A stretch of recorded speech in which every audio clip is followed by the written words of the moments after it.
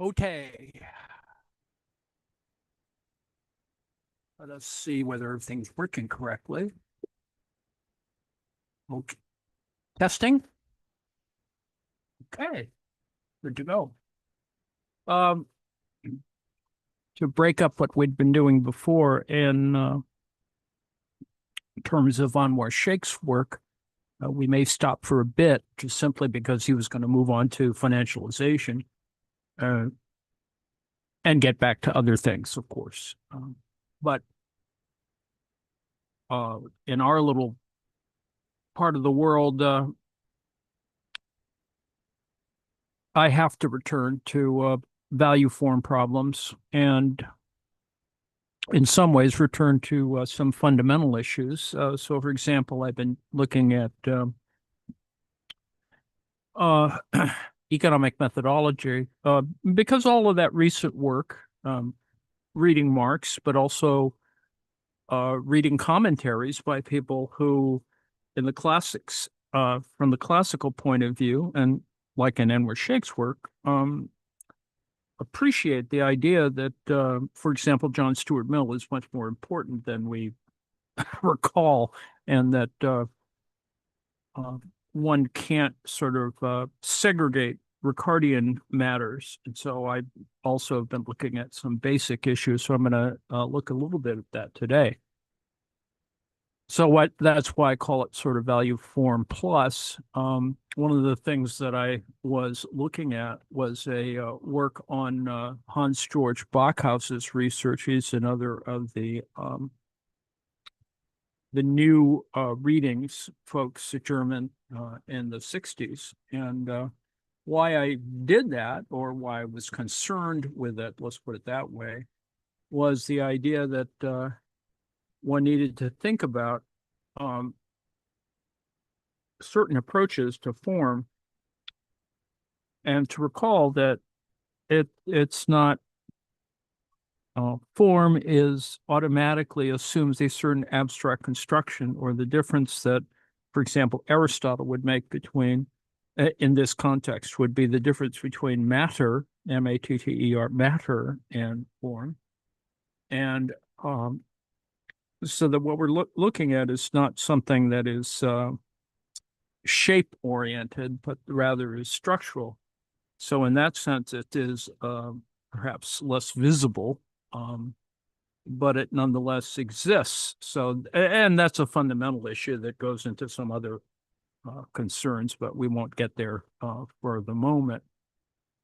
What we need to do, of course, is to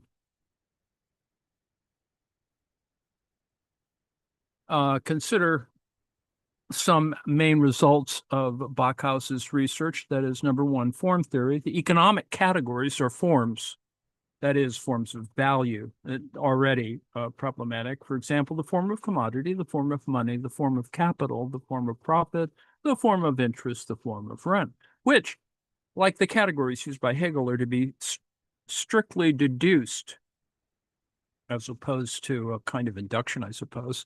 Number two, logical development. The evidence is presented in a dialectical presentation. Of course, that's, a struggle for some folks. Apart from a few historically contingent assumptions, that is, it should be logical and non-empirical in that particular context relative to dialectics.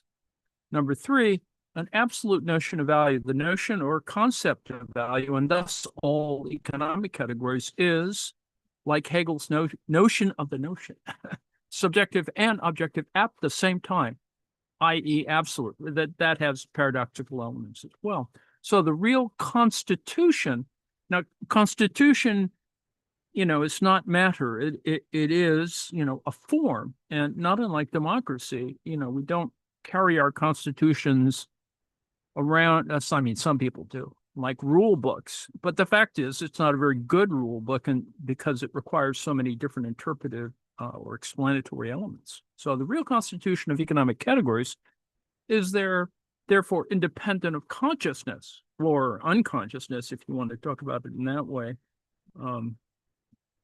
And then, without getting into where a study of consciousness would lead us. And then number four, it's a double concept of criticism. On the one hand, the economic categories are to be criticized in bourgeois theory, insofar as they're not systematically derived, systematically in the sense of that they are not considered in the same way that economic materialism would consider it. And on the other hand, in reality, insofar as they are restrictive. So there is a materialist constraint in the background there. And then number 5 is critique of pre-monetary value theory. I would assert that primitive approaches have that issue going on. So from the category of commodity follows necessarily that of money. In fact, most of the arguments here are this question of commodity form and then ultimately commodity. There's a path that commodity represents. Commodity is similarly not a thing or a piece of matter, but rather a form. And I know this may confuse people, but form is not a container. Well, let's get right back to some basics. Form is not a container for content. And so from the category of commodity follows necessarily that of money. Money, while it can be palpable as gold or bills and notes, currency, but it's really more about ultimately, it's more about capital. So commodity is a kind of intermediate form. It in fact describes, as Shay was talking about, this idea of a kind of motion or dynamism. Money shows itself in the presentation of the failure of the exchange process of pre-monetary commodities as a necessary consequence. If you'll recall, when Harvey is talking about this sort of the structure of the argument, you start with commodity, but you kind of parse it into concrete and abstract things, and knowing, of course, that you can't separate them. And so this is that dialectical sort of move there. It allows us to do certain other things like a relative versus absolute. The point of that kind of thinking about it is that things are always in our consciousness. They're there. They are both there. We are aware of both. So money shows itself in the presentation of the failure of the exchange process of pre-monetary commodities as a necessary consequence, as well as a necessary condition for capital, which results in the non-neutrality of money.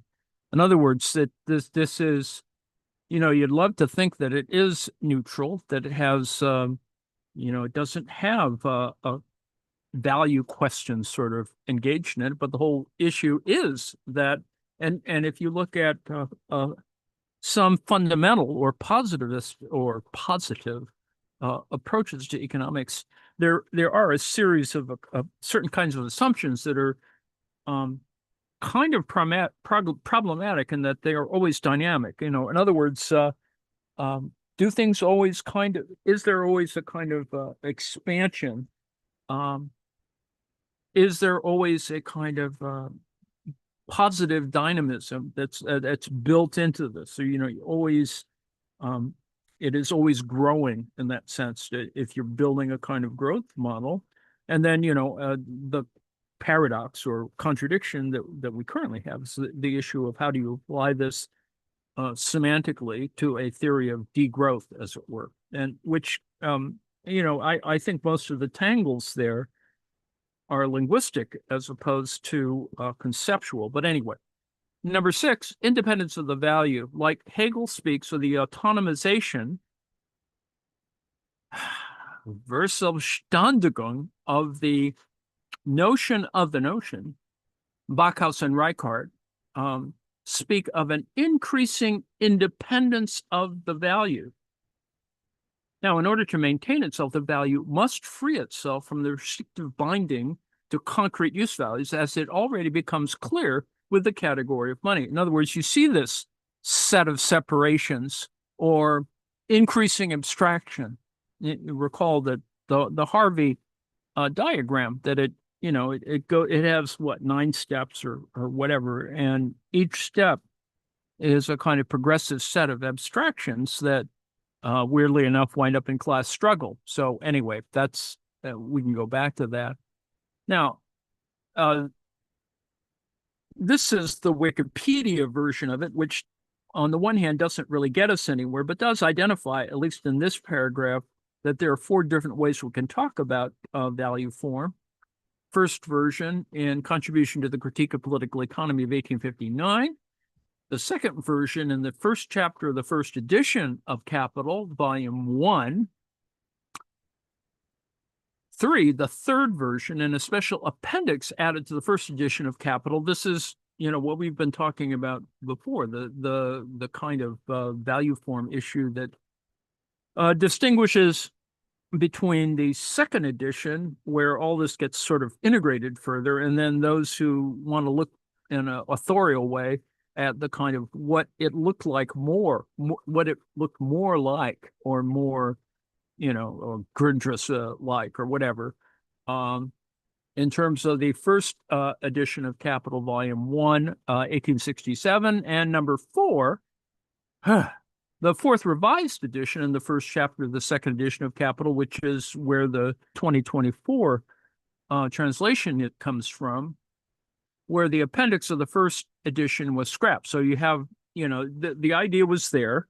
It appears in that special appendix, and not unlike other special appendices or little, sort of manuscript issues, but each of these sort of is a reflection on the same matter. And probably if we had Marx in front of us, he'd square us away.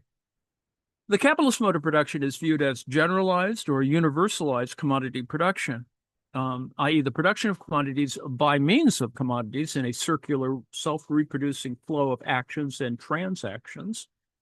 Money is exchanged for commodities, including the commodity labor power. Recall that that's the whole business, right? You go, there's labor, and then there's labor power, which you can describe in a variety of abstract ways, but it's clearly not the same as sort of muscular, action or whatever. It is an abstraction of talking about human activity used to produce new commodities exchanged ultimately for more money. The fact that you could get to the abstraction also allows the commodity to take on this other form relative to money. So it finances more production and consumption. Already in the Grundrisse of 1858, Marx worked out his insight that, quote, the first category in which bourgeois wealth presents itself is that of the commodity, and that became the opening statement of the 1859 critique and the first volume of Capital, 1867. In their path-breaking treatises on political economy, both Adam Smith and David Ricardo had started out from an analysis of the value of traded commodities produced by human labor. So nothing has changed. I mean, in the pre-modern, pre-capitalist way, there are things that could be commodity forms, and certainly from an uneven development point of view, that you could say they're quasi, commodity forms that have been there for, many, many centuries, obviously. But the point is, it's only under capitalism, as some will argue, that the abstraction of it begins to change the nature of what, you get capital as opposed to money.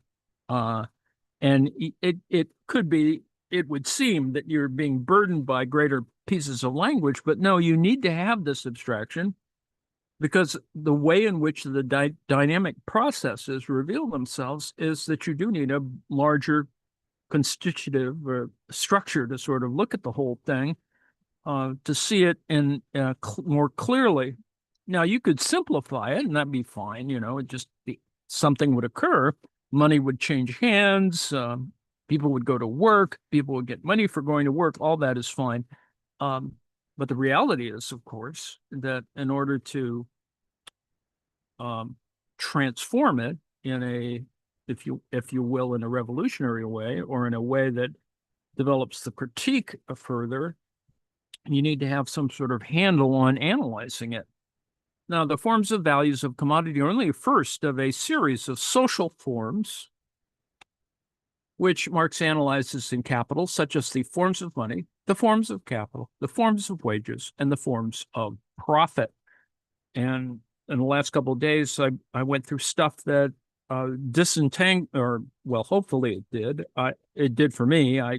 Maybe not for you, but the difference between profit and surplus value and the issue of paid and unpaid or surplus labor as transformative, as being at a certain moment emphasized by Department 1 as opposed to Department 2. And the point is not to simply decide, well, it is Department 1 or it is Department 2, rather to assume in a much more abstract and general sense that it's always moving between Department 1 and Department 2.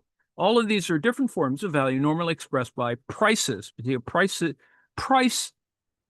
is one index of that kind of issue, but the issue of whether price, and in some ways you need to have price, certainly, in order to establish certain, kinds of meanings, but it's not as fixed, because the whole question of money, of course, has all of these other things moving around in it, and we know this from currency, right? Currency exchange.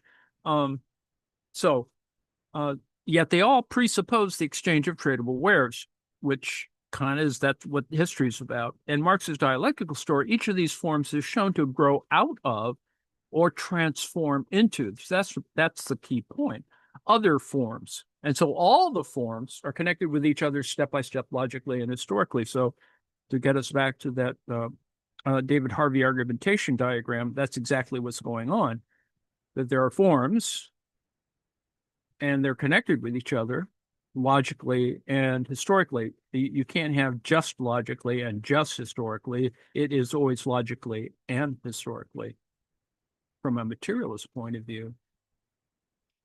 Now, the point is, and we're still in the Wikipedia version of this, each form is expressed with categories, the content of which evolves or mutates to some degree in response to new distinctions or circumstances. Now, at the end of the story, all the forms appear seamlessly integrated with each other in a self-reproducing, constantly expanding capitalist system. This is that whole question of the real relations and the reproduction, or the reproduction, right? At the moment of reproduction, a self-reproducing, constantly expanding capitalist system of which the distant historical origin has become hidden and obscure. And that's kind of where the fetishism business comes from. As a lot of this is unconscious or subconscious.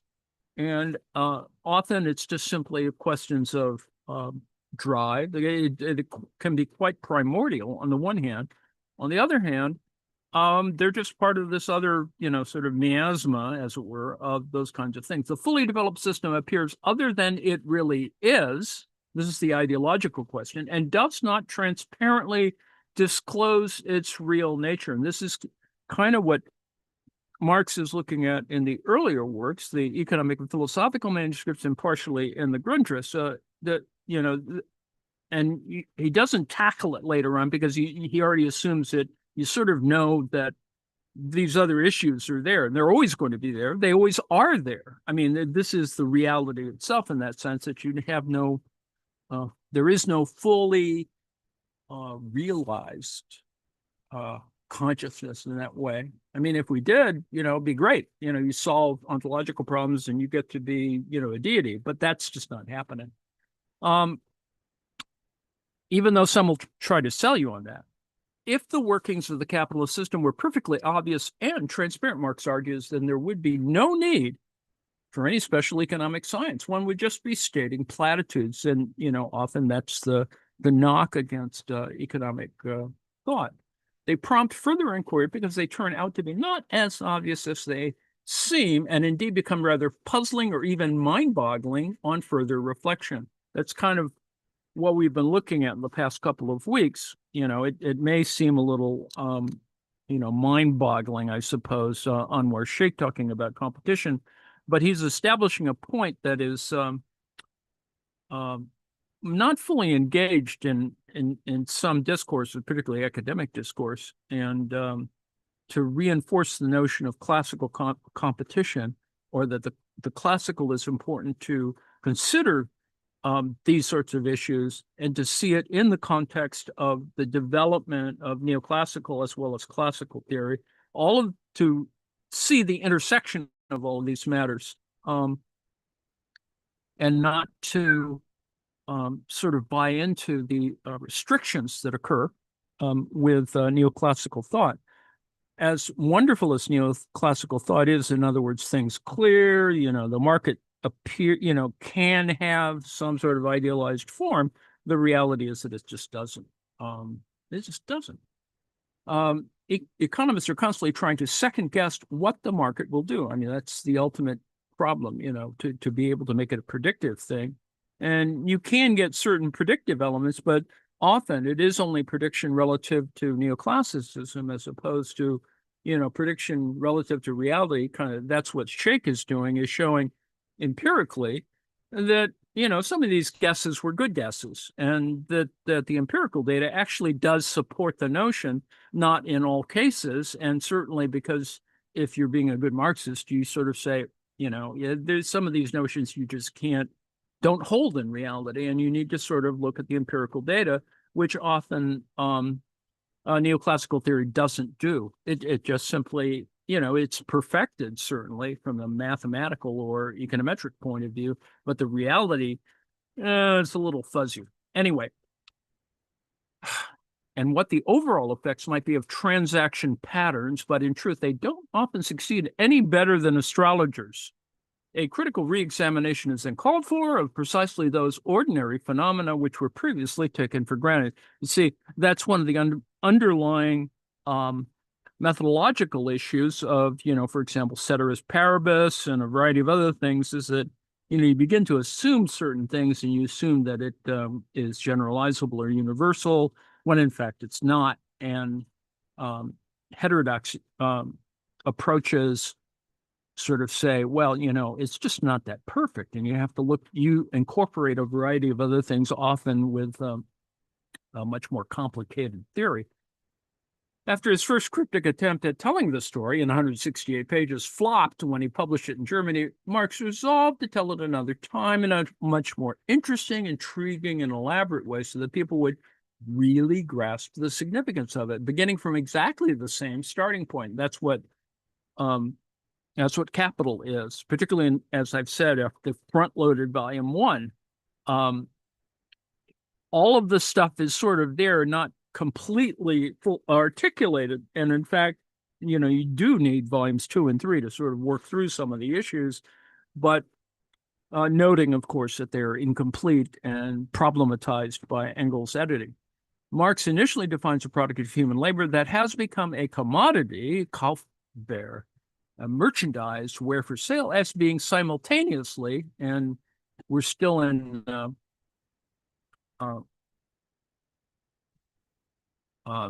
Wikipedia thing, a useful object that can satisfy a want or need, a use value.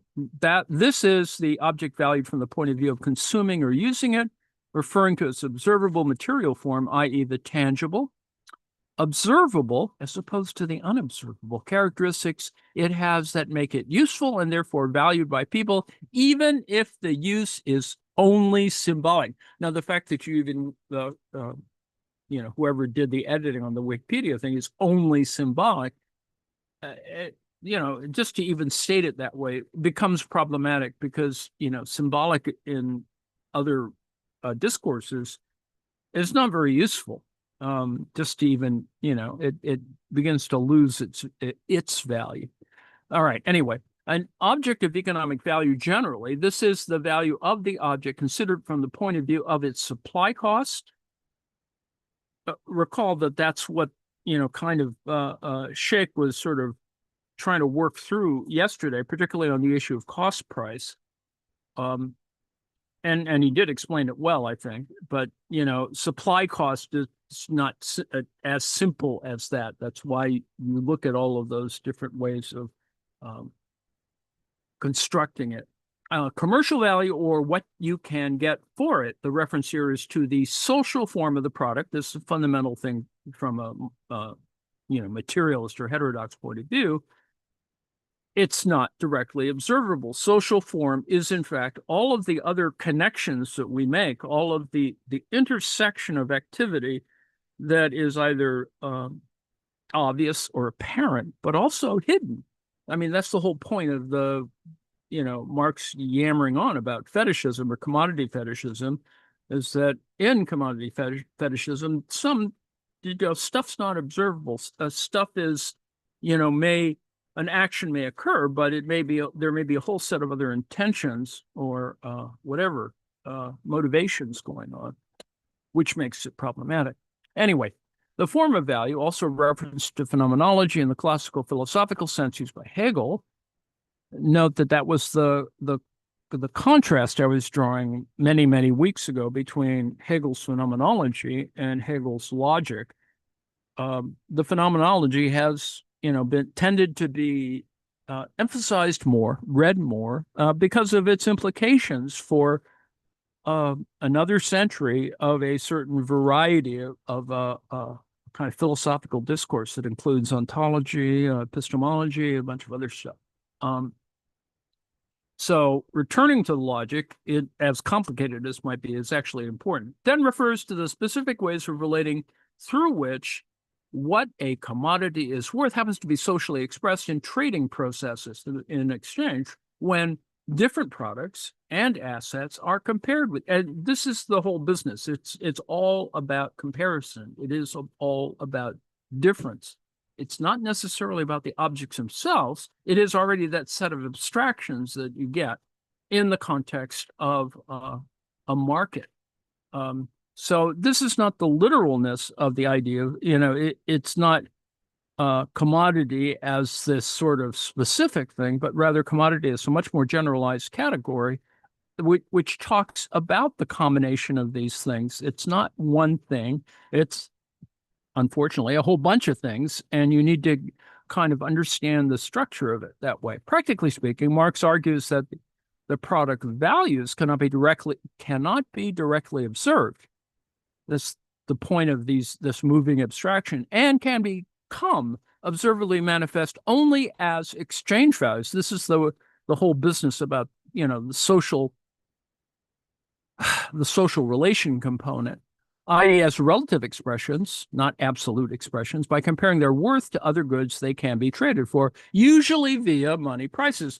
And if you want to talk about consumers, that's the whole point of consumer behavior, is this act of comparison. Now, this causes people to think value and exchange value are the same thing. They're not. And this is the whole point of what Marx is trying to put together in the front-loaded volume 1, is that you have value and you have exchange value, and they're not identical. And in fact, they could be identical, but they're not always identical.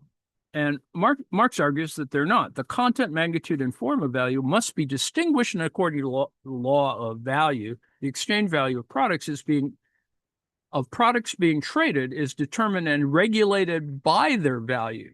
So, you have this thing, but it's not explicit. It's more, it's not denoted. It's more connoted. It's sort of, well, how did you learn to do that?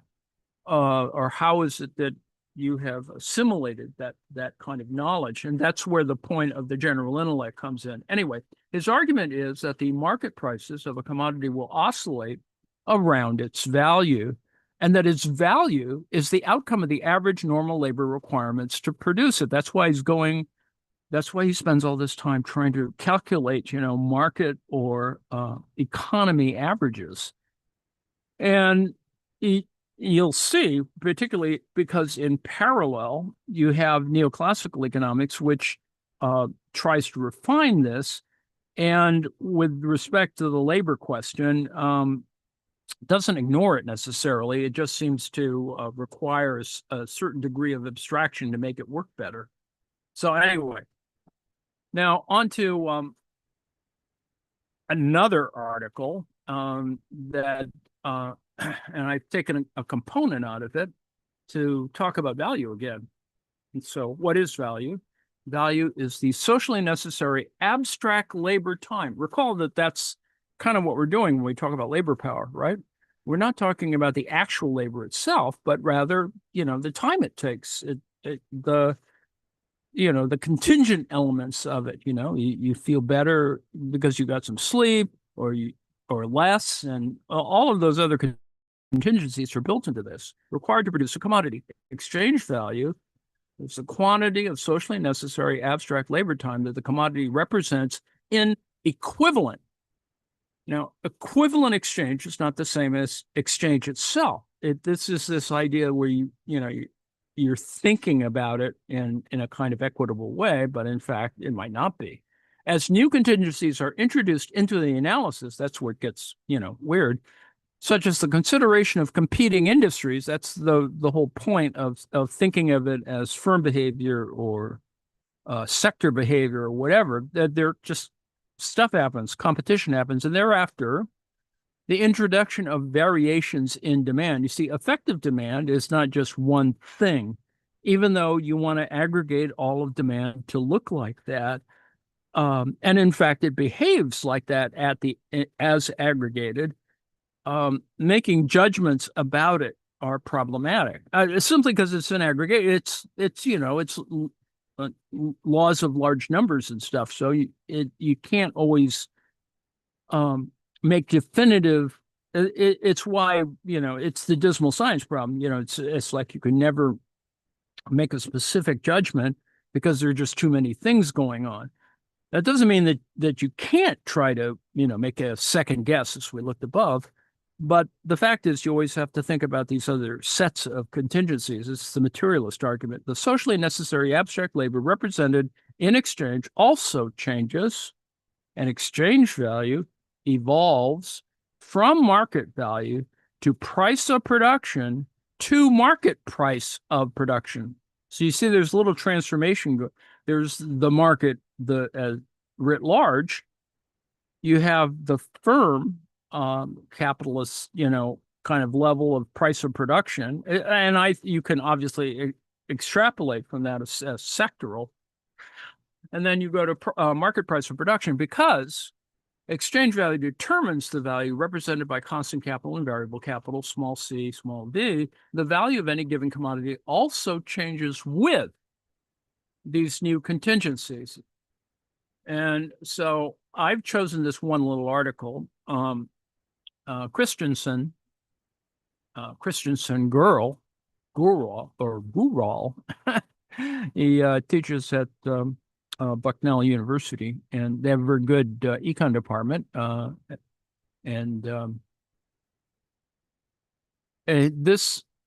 He does a little essay here that is a reflection on a whole bunch of things simultaneously. He's trying to reconcile the question of a single system. There's a temporal single system argument that comes up in doing value theory, and he's trying to reconcile that as a temporal system with kind of estimations that deal with simultaneous approaches. So it appears complicated, but not so complicated, but it has all the same things going on. That is, you need to sort of talk about the problem of demand, because that's kind of at the crux of the problem. It's the Department 1 versus Department 2. It is this relation between this larger entity and individual sets of relations to prices and actions and activity and et cetera. And so disentangling all this, looking at various abstractions like price and value, need to be set up in a certain way. So let's look at the abstract here, see if we can make some sense of this.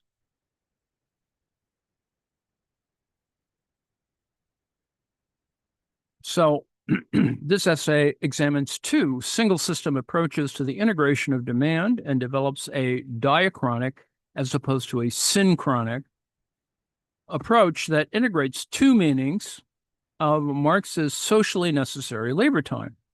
So already, you have a kind of position that's being taken, one that presumes that it doesn't all simultaneously occurs as a synchronic approach would be, but rather a one that unfolds in time, but not completely. But it does unfold in time, and that's what the diachronic refers to. A one commodity model. This is the point here is that it alludes to the Sraffian single system. It has all these other things going on in it, neo-Ricardian, blah, blah, blah, blah. A one commodity model of simple reproduction illustrating how a change in aggregate demand from one period to the next period affects the determination of value and exchange value. See, it does simplify. It's pretty much the same thing we were talking about before. That is represented in the first part of capital, the issue of value and exchange value, is used to contrast the simultaneous single system interpretation of the relationship between values and prices with the temporal single system interpretation. And there's a lot of ink spilled over temporal single system. It allows you to do calculations and do certain analysis, but it is an abstraction. It allows you to explicate certain things, particularly for teaching, but it doesn't really allow you to do, a lot more than that. I mean, I think it's important from a heuristic point of view, or for or sort of a didactic point of view, but you want to think about that it's a lot more complicated. The simultaneous approach is correct to claim that value and exchange value are determined in reference to production and exchange in the current period. The temporal approach is correct to argue that it is necessary to refer to value magnitudes from the previous period and to theorize value's temporal transference between periods. And this, that Sheikh was talking about that before, is this idea that, transferring is going on here. This motion, movement, whole bunch of things processes are moving forward, including turnover, et cetera, et cetera. Using a diachronic approach suggested by Marx, the relationship between value and exchange value can be consistently modeled over time. Remember, models are probably the dominant way in which you think from a methodological point of view in terms of the philosophy of economics. It's kind of where we are in the latter half of the 20th and the first half of the 21st century, that it is about models and trying to refine kind of the experimental, framework under which we're operating. So consistently modeled over time according to variations in the level of demand. Now, what this little abstract here, remember we talked about things that were hidden. Hidden in this is a critique of productivism or productionism. And so there's other things going on here, even though it's relatively straightforward, because it's trying to solve the question of both socially necessary labor and price determination, which is an entire, monster literature. So most theories of the relationship between value and exchange value in Marxian economics do not explicitly consider how these categories are affected by changes in demand. No, they don't. Traditionally, demand is understood to affect values and exchange values only indirectly. Remember what Sheikh was talking about, the difference between direct and indirect. Values only indirectly by causing a deviation of market prices from prices of production. That's the contrast that you're making. That's what Sheikh was talking about, the difference between prices considered within, or it's internally within, the means of production, et cetera, and what the market sort of decides or aggregates. The idea that demand can directly affect commodity values is rejected on the grounds that admitting such a role for demand would undermine Marx's claim that labor is the sole source of value. This is the Rubin position, and some people may say that that's kind of dogmatic and deterministic. And, you could argue that. I would assert that if you do it, you're already restricting your argument. And there are intermediate examples that would sort of counter that. And then the larger general question is, how do you account for mental labor or whatever? Anyway, alternatively, monetary, skills are not just muscle memory, right? Anyway, alternatively, monetary theorists argue that value is determined through exchange. That's a determination as well. The power of the money supply, its neutrality, et cetera. For them, demand is understood to fully determine exchange values by validating private independent labor as part of the social division of labor. And that's a kind of, it's a capitalist point of view, certainly, and kind of rooted in the idea that you can have an identifiable firm. But the reality is that it's much more complicated than that. It's a kind of it's an overdetermined kind of position. I myself, that is David, David Christensen Gural, I myself have argued elsewhere for an interpretation that recognizes a direct role for demand in determining value and exchange value, but that incorporates an important role for supply conditions and defining the range within which exchange value can vary. So he's being very careful about, talking about this. Not, it's not just one thing, but there are all these other things that are, by integrating two distinct meanings, Marx introduces, for the concept of socially necessary labor time, variations in demand can be seen as directly affecting commodity values and exchange values, and hence as acting to redistribute value among producers. So, already we're thinking about not a single moment, but rather, there's, multiple moments, multiple periods. We're talking, what is implied here, of course, is the circulation, right? The volume 2 stuff, the circulation of capital.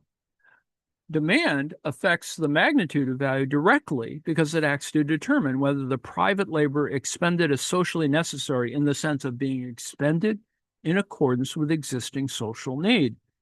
Now, this insight has important implications for the question of how value is formed and introduces demand in a way that avoids conflating exchange value and market price. They're not the same.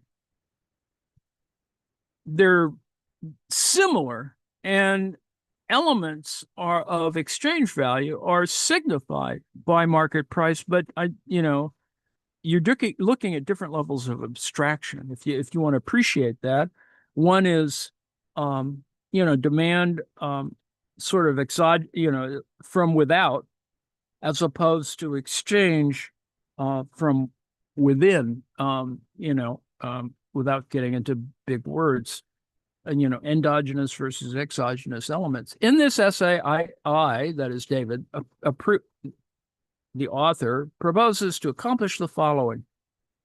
I analyze the effect of changes in aggregate demand from one period to the next on the values, exchange values, and prices of commodities using a one commodity model of simple reproduction. I then show how changes in demand act together with supply conditions to determine both values and exchange values. Now, in order to keep track of values under conditions in which demand and supply are not assumed to coincide, this is already as complicated, it is necessary also to account for value that enters and leaves circulation through the formulation of money hoards. This is, the money bin problem. People are saving stuff or putting it in their mattresses or whatever. And commodity inventories, which is also, it's what people are doing under the current tariff problems. People are building up inventories in places or hiding them from the market. David uses this analysis to contrast the simultaneous determination of values and exchange values originally provided by this one article. This is Rick Wolf, right? Wolf, Kalari, and Roberts, 1984, with a temporal approach developed by McGlone and Kleiman. This is value, the so-called value theory, folks. So you can see over a decade, people were arguing this value point out. it is problematic for all kinds of other reasons we can't go into here. In order to identify the differences, remember we talked about differences, and the author here is trying to provide a sort of pedagogical way that you could sort of think about these two strains of ideas about the problem of value. Now, this contribution is important for the following reasons. First and foremost, it provides a simple theoretical framework that can be used to evaluate the various attempts to theorize the relationship between value, exchange value, and prices in Marx's work. Second, it can provide a theoretical basis to analyze how different monetary systems. Now, this is where it overlaps with other kinds of things like modern money theory, et cetera, et cetera. For example, commodity money, fiat money, credit money. This allows us to think about other capital forms, right? Financialization, for example, may affect the production and distribution of value. Noting, of course, that value, it's not talking about values in that kind of sense, but rather it's still an abstraction. Finally, it provides a basis from which to evaluate contending approaches to the determination of the monetary expression of labor time. And that's the sort of the ultimate point, is that raised by Marx, addressed by all kinds of folks, and problematized in a variety of ways. You want to think about, well, if you're going to estimate what wages are, what is the relationship of it to capitalists getting, profiting from it, or, creating a labor market, exploiting or extracting certain kinds of labor, et cetera, that this, that's the thing that you want to sort of solve at a kind of very basic analysis of capitalism.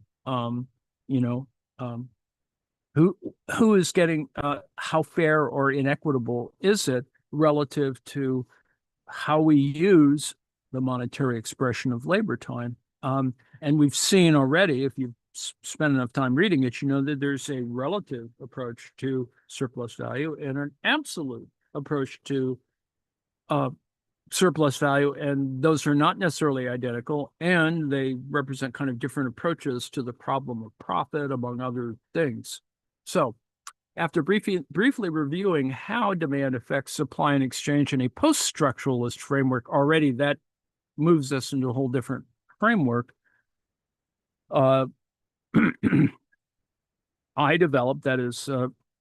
David develops a one commodity model of simple reproduction and use it to illustrate the determination of value and exchange value.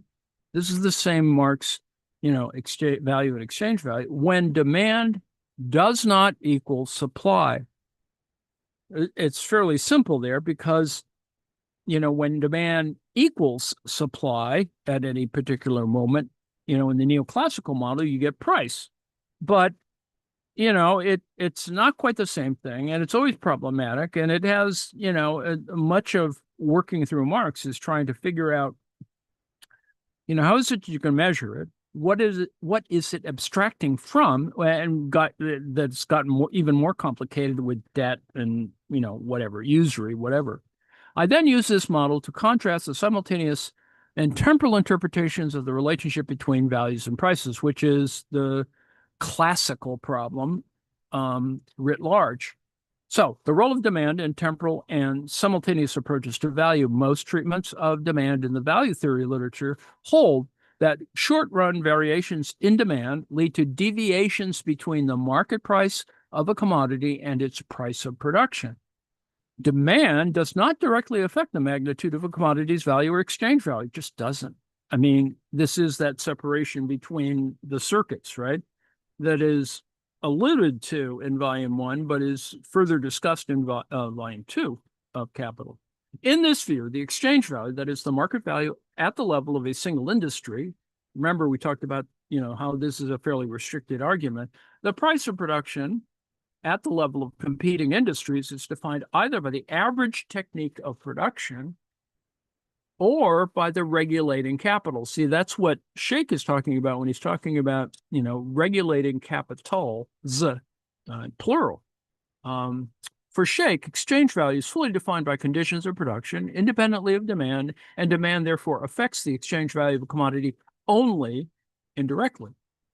Excess demand leads to a rise in the market price above the exchange value, leading to a higher than average rate of profit for the industry and inducing capital inflow. There is some reason why investment occurs, and the literature doesn't talk about it that way, but you do need to account for it. Remember, I was talking about that earlier piece by Sato on a Marxian investment equation. That affects capital inflow. Capital inflow results in changes to the average or regulating technique of production, with a resulting change in the exchange value. In the simultaneous single system approach developed by Wolf, Cagliari, and Roberts, and further elaborated by Roberts, the value of constant capital is determined by the price of production of that capital in the current period.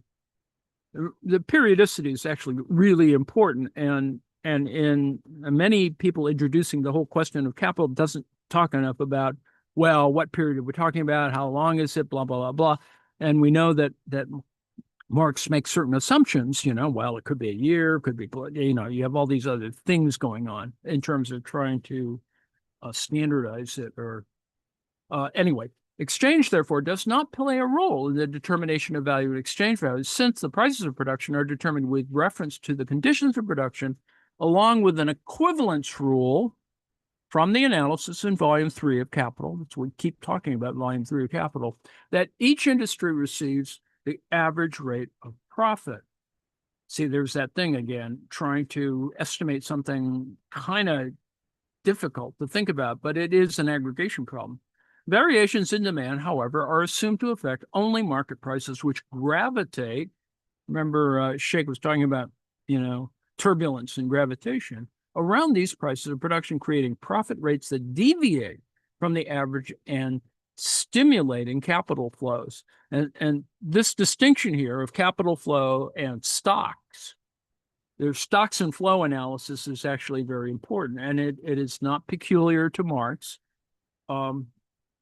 It is a way of thinking about the more dynamic elements of this, and to be able to distinguish between, things that are more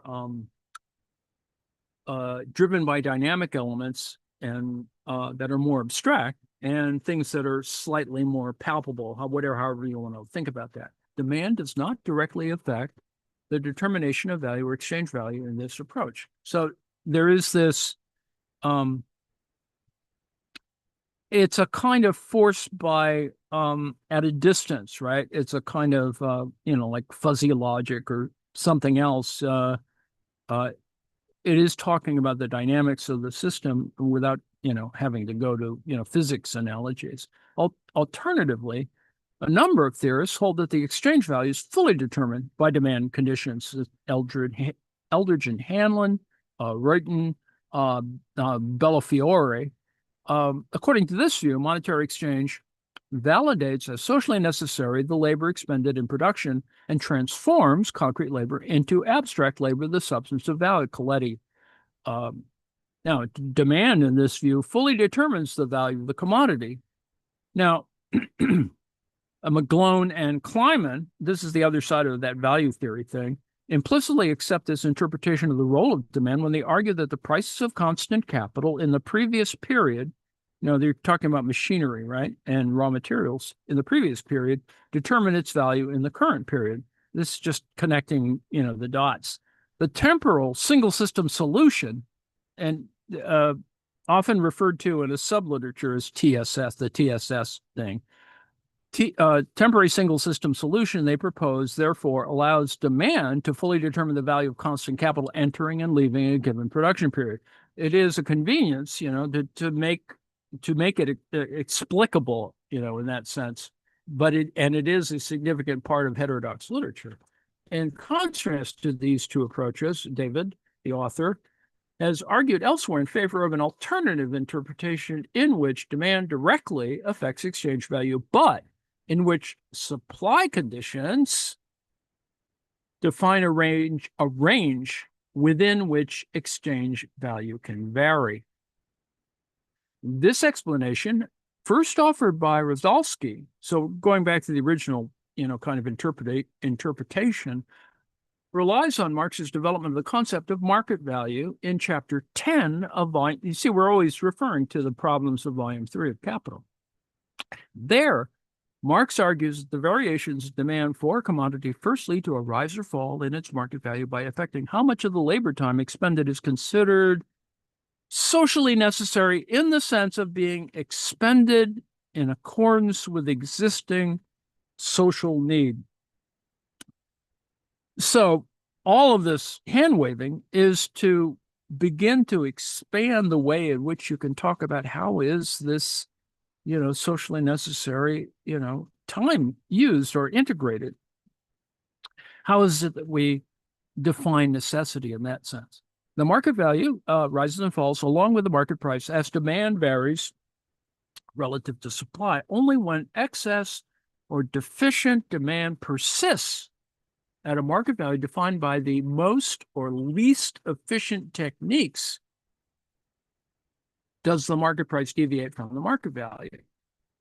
So here's Marx from volume 3 being quoted. Should the quantity produced be smaller or greater, however, than the demand for them, there will be deviations of the market price from the market value.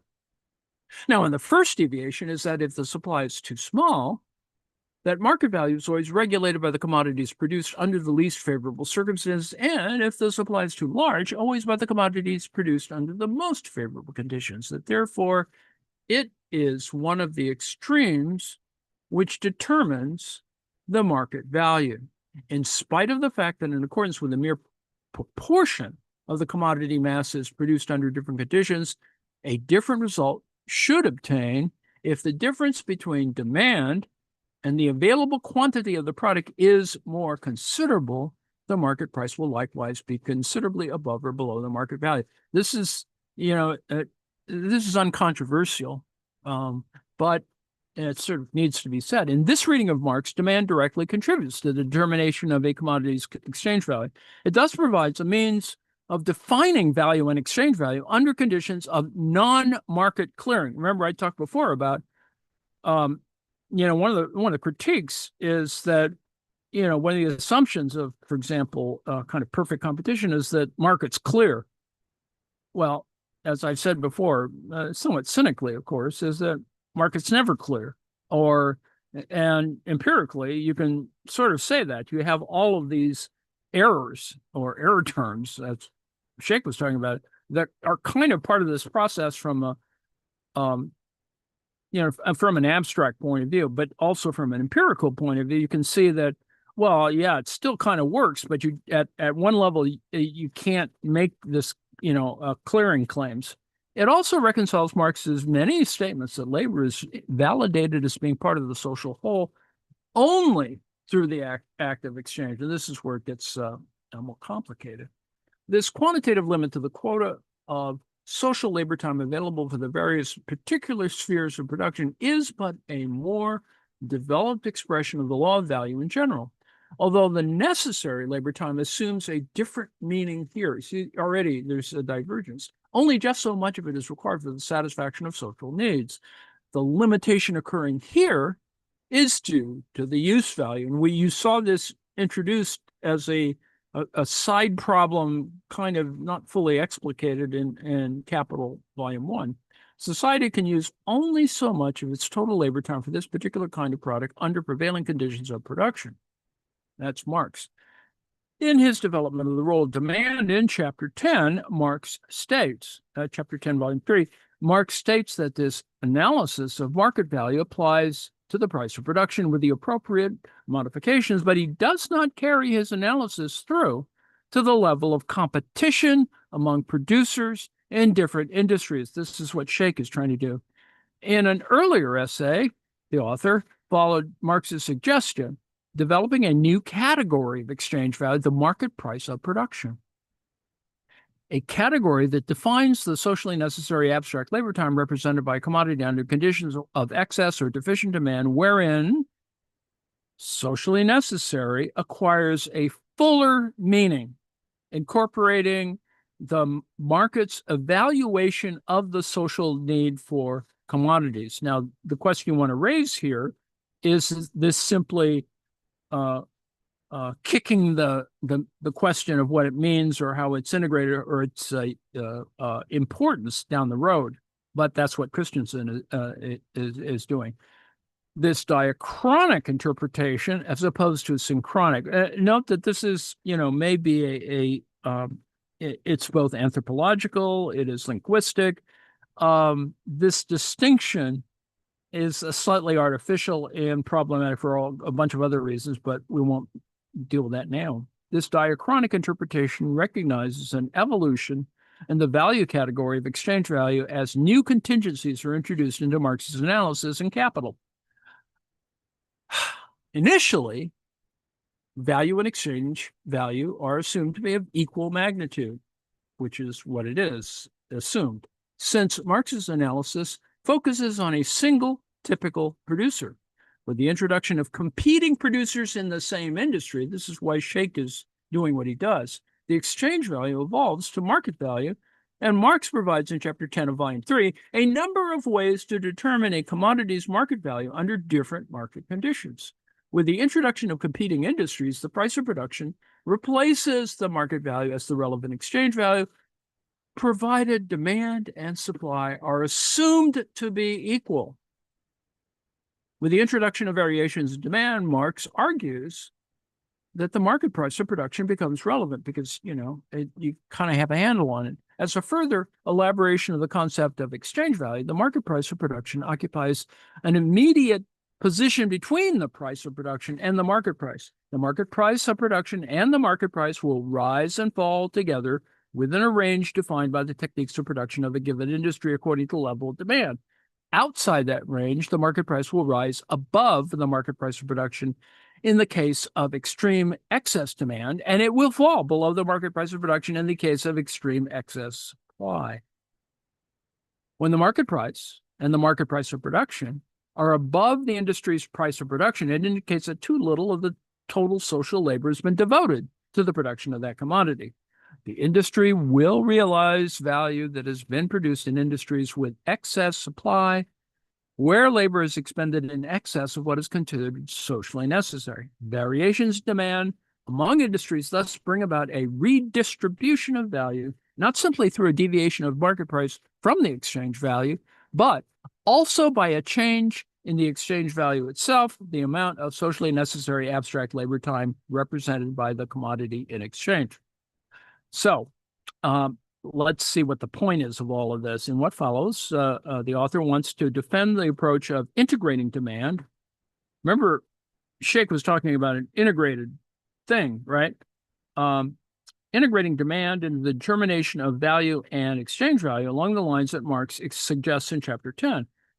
The author argues that this interpretation of the role of demand differs from both the temporal and the simultaneous approaches, but incorporates insights from each. It's a kind of a middle course.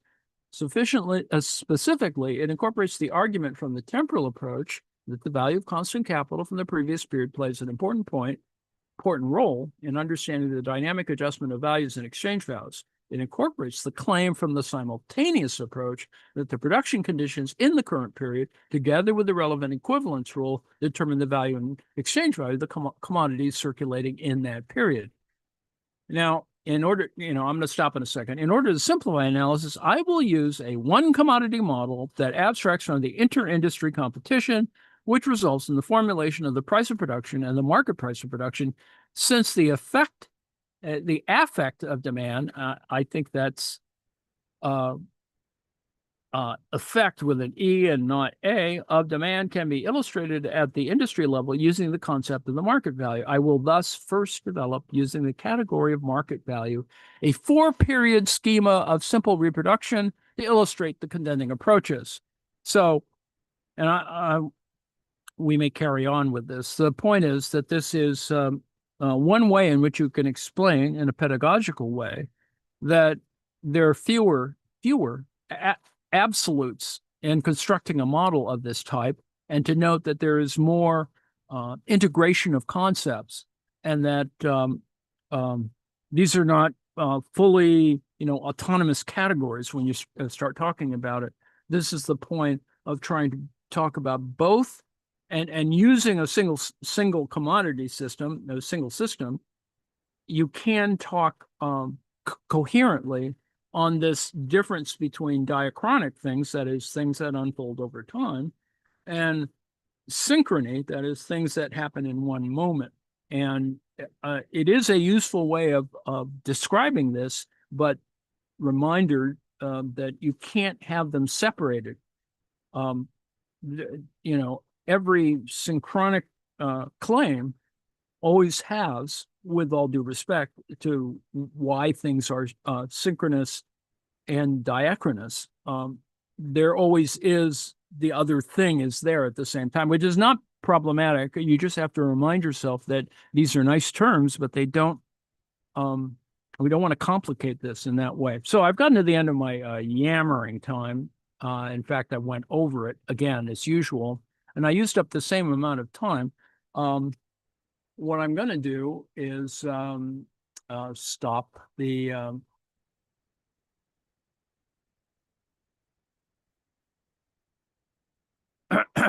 stop the live stream, and then begin, and then also stop stop the share.